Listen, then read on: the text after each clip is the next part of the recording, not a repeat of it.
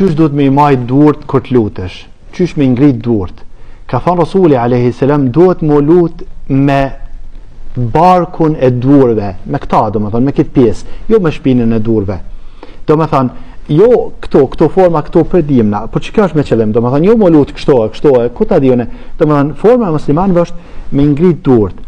Qysh me ngrit duart? Mas pari gishtat jo kështu, po ja afron gishtat. Kjo është e para.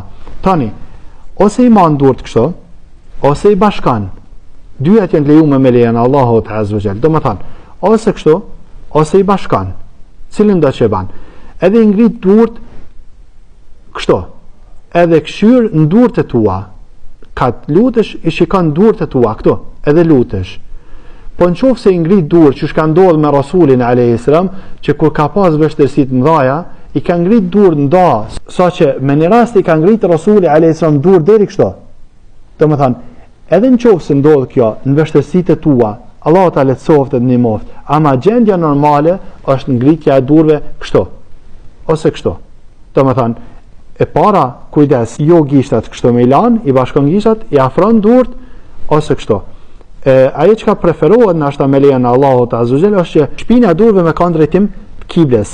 Ka thonë Muhamedi alayhi salam, Allahu azza wa jalla turprohet për robët tina në qoftë se i ngrit duart me lut Allahun azza wa jalla me këtë duart that. Kështu që lutni Allahun subhanahu wa taala, Allahu azza wa jalla u pranoj duat.